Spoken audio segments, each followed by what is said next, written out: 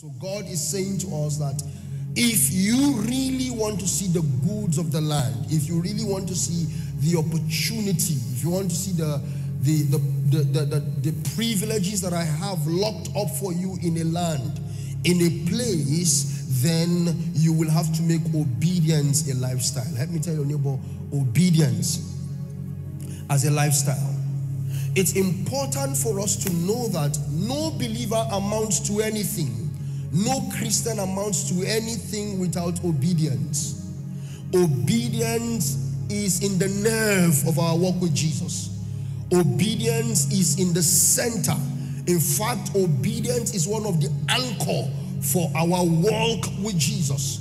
But many of us, one of the things we are mindful of is the land. Some of us leave the cities where we are born. Some of us leave the countries where we are born in a search for a greener pasture. So you see people leaving Kumasi to Kuwait. You see people leaving Kumasi, Ghana to Dubai. You see people leaving Nigeria to different parts of the earth.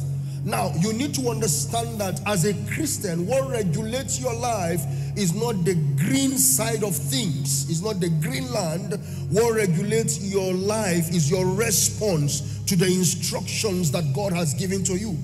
Your response to the ability of God. Your response to the instructions. Your response to the dictate. Your response to the government of God. That is obedience. That for you to see and for you to partake of the fruit of the land, you must come to the place where you obey God deliberately. At the beginning of the year 2022, as my culture, we wait before the Lord in 2021 into 2022. And while we waited, fasted and prayed, and about 14 of us were praying together in a room, the Lord spoke to me and said to me, son, choose in the year 2022 obedience over convenience. And the reason is because obedience never makes sense. Obedience cannot be yielded to by our mental ability. Obedience cannot be yielded to by our mental strength. Because there are instructions from the Lord that will never make sense. How many of you have read a book by Dr. James Dobson, When God Doesn't Make Sense? How many of you have read that book? Or you've seen the book? Okay, I will want you to read that book. Dr. James Dobson, When God Doesn't Make Sense.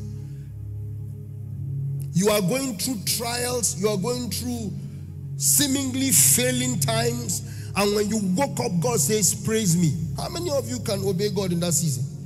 Praise me in the midst of this whole quagmire. Praise me in the midst of everybody sees you as a failure, and then the first instruction you receive that morning is, give me praise. Celebrate me. I just checked my result and I've got 3F, 2D, and 1E. And Jesus says, thank me. And you are wondering, how can I thank you with this kind of situation when you are my great God? And last night when my father was speaking, he said, how many of you know that faith has 5 ingredients? Did you remember that? One of the ingredients is obedience. No matter how full of faith you are, if you don't respond to the instructions, faith will not be activated. Because God will give the word, you will believe.